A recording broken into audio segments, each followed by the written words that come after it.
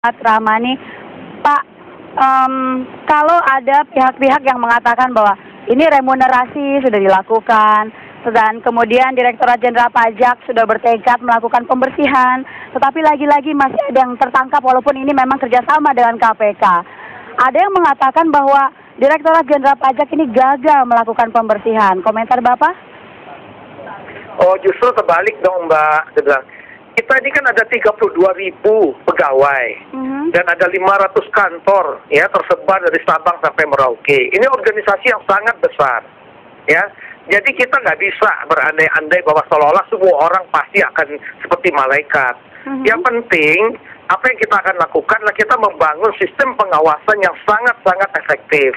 Jadi setiap ada orang yang nakal dan melakukan penyimpangan, dan itu akan cepat segera kita deteksi dan kemudian kita tangkap dan kita tindak. Nah, inilah sebenarnya tantangan buat organisasi yang sebesar DJP, banyak dengan 32.000 orang.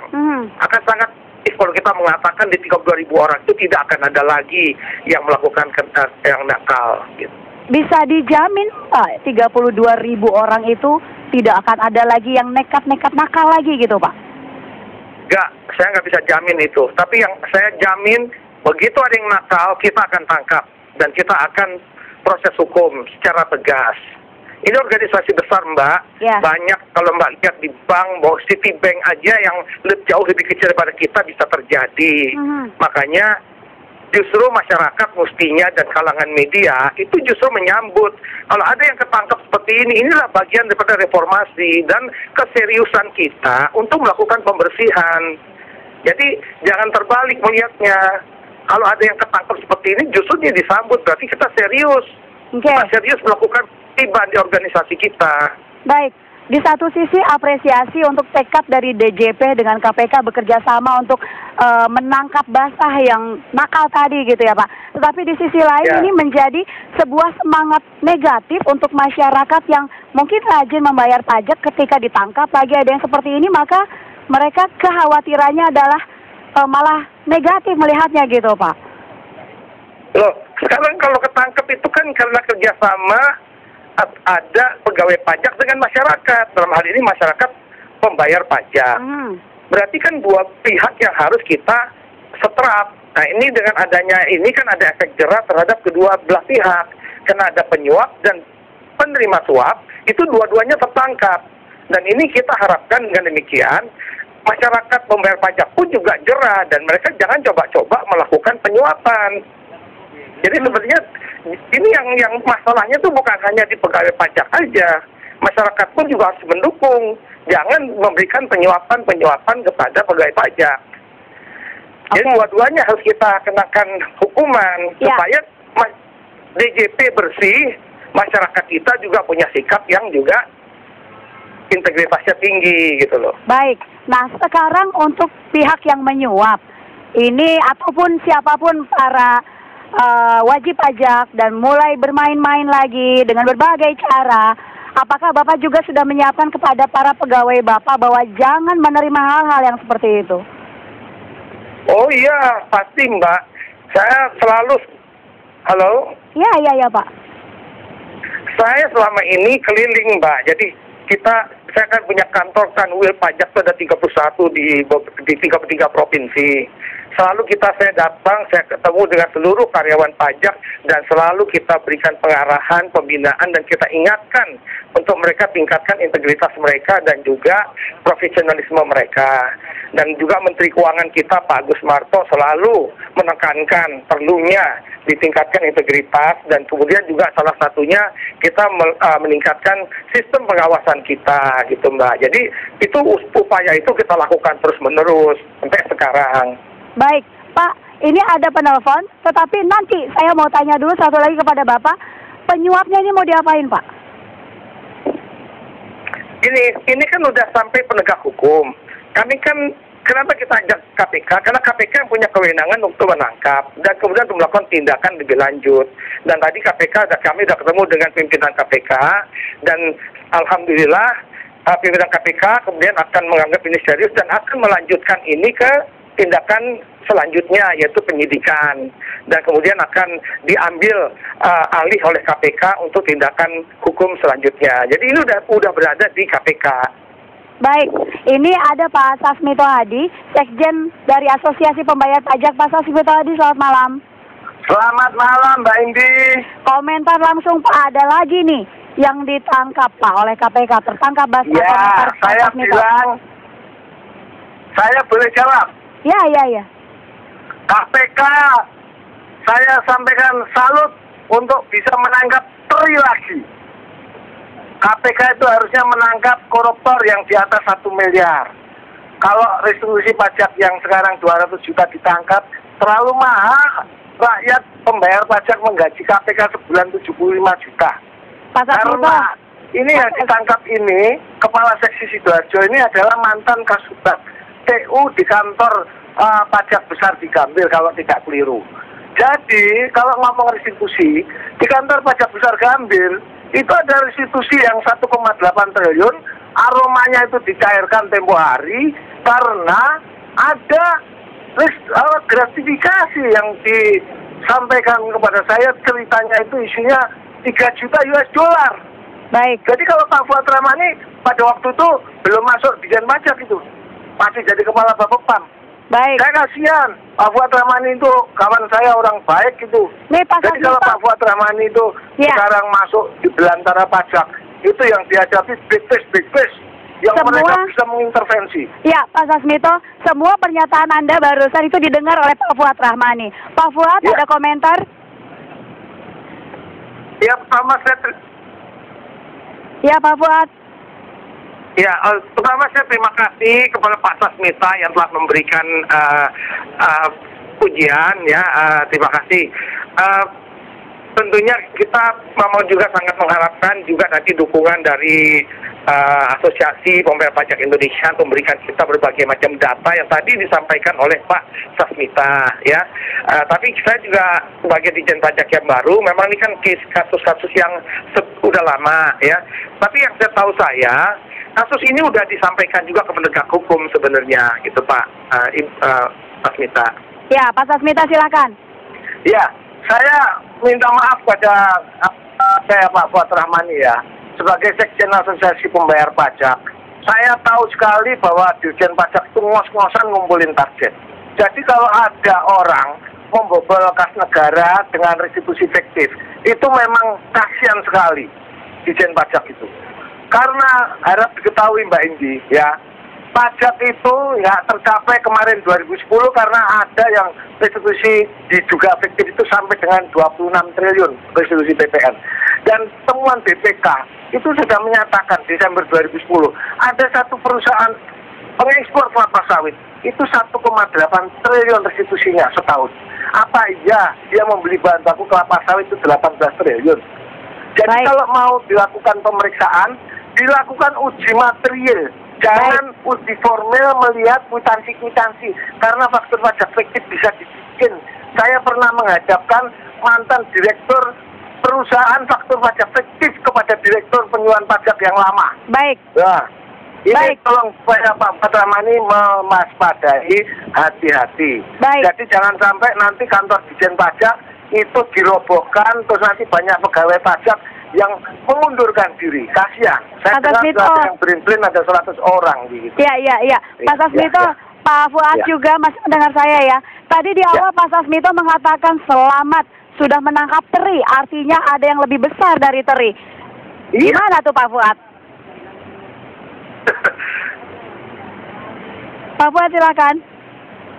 Iya, betul Mbak, itu yang dikatakan juga oleh Pak Sasmito. Tapi memang dua-duanya dikerjakan. Tapi kan ini kita kan sekarang apa yang dilakukan ini dalam konteks ini kan menangkap basah pegawai, ya kan, karena kita ingin menertibkan pegawai kita juga dan juga tentunya si pemberi suap. Nah, kan kita nggak pernah tahu kalau ini adalah penyuapannya kecil apa besar, ya gitu. Tapi tentunya yang besar-besar mungkin juga ada terjadi, tapi mungkin nggak terjadi di restoran gitu loh, yang bisa ditangkap basah.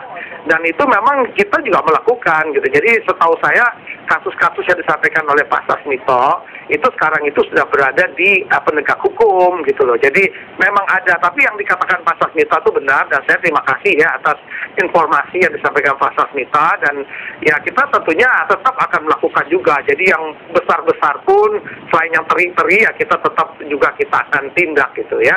Tapi biasanya kalau yang besar itu lebih ribet gitu urusannya ya, karena banyak punya kepentingan.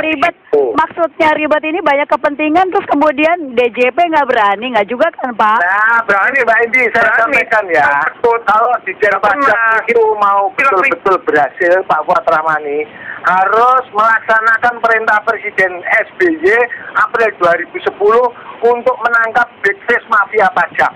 Ini perintah Presiden. Jangan takut, itu udah dilakukan.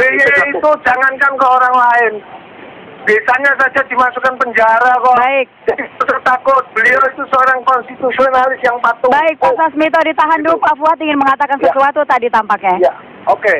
Jadi Mbak Indi, kalau saya bilang tadi ribet tuh bukan saya bilang nggak kita lakukan dan justru itu kita bilang. Jadi supaya masyarakat juga pihak-pihak penegak hukum dan juga semua stakeholders kita juga harus mengetahui bahwa kita juga butuh dukungan gitu ya. Dari karena kalau berhadapan sama yang besar-besar itu tentunya kita butuh dukungan. Nah, karena dukungan ini maksudnya dari mana nih Pak? Kalau berurusan dengan yang besar-besar tadi, lebih besar dari teri. Termasuk KPK, kita juga butuh dari penegak hukum, kita juga termasuk API itu yang dipimpin oleh Pak Sasmito. Ya silakan berikan kita data, karena kan kita butuh tuh berbagai macam data. Tapi kita lakukan, jadi sama sekali bukan kita nggak lakukan. Kita lakukan banyak, kalau mau dilihat mana yang big fish banyak sekali di sini yang sudah masuk ke dalam berkas yang berkasnya sudah disampaikan ke penegak hukum. Berkas itu masuk udah berapa tahun tuh Pak? Ya saya nggak hafal, tapi banyak yang sudah cukup lama. Nah itu Pak, lama itu apa karena memang berurusan dengan orang-orang kuat dan besar dan uang banyak gitu Pak? Saya rasa jawabannya Mbak udah tahu dan Pak Sasmito juga udah tahu. Ya. Mbak Indi. Baik, ya silakan Pak. Mbak Indi ya, saya sampaikan Pak Fuad Rahmani supaya maklumi, kami sebagai asosiasi pembayar pajak sudah memprakarsai, membantu menyampaikan surat kepada Ketua Mahkamah Agung untuk meminta fatwa. Apakah seorang Menteri Keuangan yang tahun 2006 itu meminta pembebasan seorang tersangka pidana pajak yang sudah P21 dan dibebaskan dengan informasi palsu mengatakan ada SKP-nya, itu bisa dibenarkan. Sampai hari ini sudah 6 bulan Ketua Mahkamah Agung Arifin Tupa maupun Hatta Ali belum menjawab surat kami. Jadi di negeri ini memang susah. Lembaga penegak hukum yang tertinggi sudah mau roboh. Di sini Dirjen Pajak harap tahu kalau kasus skandal pajak 2003-2006 yakini masih bisa dibongkar untuk memberikan denda kepada para mafia pajak supaya mereka tidak berani lagi melakukan skandal-skandal pajak. Kenapa? Karena kasus pidana tahun 2001 seorang mantan menteri seperti Fadel Muhammad saja bisa dijadikan tersangka kok. Nah, ini jadi kasusnya triliunan. Baik, Pak Sasmito jangan patah semangat ya. Oh, ini saya tidak pernah patah semangat. Karena bakti saya kepada negara saya persembahkan. Kalau Pak SBY menugaskan saya jadi ketua Satgas pemberantasan mafia pajak, saya tidak usah digaji, tidak usah dikasih mobil dinas, tidak usah dikasih rumah dinas. Dalam tempo 6 bulan, saya akan bisa melaksanakan tugas. Baik. Boleh ikutan. Nah ini, tapi pada Pak Fuad Rahmani, Pak Fuad, saya Indiarto, mohon satu pertanyaan ya Pak. Pak Fuad, kan Pak Fuad sudah tahu nih, yang menyuap nih siapa nih? Ini kan PT-nya sudah jelas. Selain diserahkan kepada KPK atau penegak hukum, dari pihak Dirjen Pajak ada nggak sih buat perusahaan tersebut diketahui, dikorek-korek kesalahannya apa di kerjain? Investama Mas, Bakti Investama itu PT-nya. Oh, Bakti Investama. Iya. Bapak sudah memberitahu, menyatakan kepada publik Bakti Investama. Tadi dimuat di koran Tempo, dimuat di media Indonesia, dimuat di Kompas. Nah, sudah. Bapak kan harus. Bapak kan sudah tahu nih. Bapak kan sudah tahu nih dan kemudian nama itu sudah terbuka untuk umum. Secara profesional kepada PT itu bagaimana langkah dari Dirjen Pajak karena nakal ini? Kalau perusahaannya udah go public, itu harusnya delisting. Delisting, dikeluarkan. Delisting itu undang-undang pasar modal, Mas. Ya, undang-undang pasar modal. Pak Fuad Rahmani mantan ketua Bapepam itu sangat tahu. Baik, Pak Fuad. Ditahan dulu sebentar, Pak Sasmito. Pak Fuad, silakan. Saya yang ditanya, jadi biar saya ngomong dulu dong ya. Baik, silakan Pak Fuad. Silakan Pak. Ini kami kerjasama dengan KPK dan kami kan bagi tugas apa yang kami lakukan dan yang mana KPK lakukan. Jadi sekarang tangani penyidikannya, termasuk kemarin kan juga proses dilakukan oleh KPK. Oleh karena itu ya biar KPK semua yang berikan informasi kalau menyangkut ya baik itu si pegawai pajaknya maupun si penyuap. Jadi ini memang begitu, saya nggak bisa bicara. Tapi kalau tadi tanya apakah saya akan melakukan pantauan, iya, kami akan terus di sini di DJP, kami juga terus melakukan penelitian ya. Tapi tentunya untuk menyampaikan kepada publik itu biar KPK saja, karena ini kan sudah diserahkan ke KPK. Pak Fuad Rahmani ini nggak bisa tidur loh kalau saya tunjukkan ada kasus lain yang waktu dia kepala Bapepam tidak didelisting perusahaan go public kena skandal pajak. Oke. Baik, Pak Fuad Rahmani, kalau terakhir tadi, ini permintaan dari Pak Sasmito Hadi adalah delisting, mungkin nggak itu? Ini tentu saya ini kan sekarang Dirjen Pajak. Oh iya, kan bukan Bapepam ya. Ya, betul. Jadi tentunya kalau Bapepam ini tentunya dia kan juga harus melakukan penelitian dulu, gitu ya. Dirjen Pajak, saya bukan ketua PAM. Oke. Baik, kita akan tunggu. Mas. Waktu Pak Fuad Rahmani kepala Bapepam itu mengatakan kalau ada kasus skandal pajak, Dirjen Pajaknya diam saja. Dia selalu kepala Bapepam tidak mengenakan sanksi delisting. Nah sekarang Pak Fuad Rahmani jadi Dirjen Pajak. Jadi tidak bisa mengatakan Dirjen Pajaknya diam saja. Ayo. Baik. Pak Sasmito, terima kasih. Terima kasih. Yang terakhir, baru mulai. Yang terakhir harus ada pembuktian segala macam. Gitu sabar aja Pak Sasmito ya. Mungkin nanti arahnya ke sana, kita lihat aja nanti. Ya, tunggu saja. Kita tunggu langkah serius dari Dirjen Pajak dan juga KPK. Terima kasih Bapak telah bersama kami. Baik. Mau bincang dengan... Ya, ini ada tamu yang lain. Ada Bung Ajib di sini. Mau cerita nih, Bung Ajib, terima kasih. Mau cerita gimana sih modusnya itu biasanya? Ketemu lagi. Ngobrol dengan Mas Ajib Hamdani saat lagi.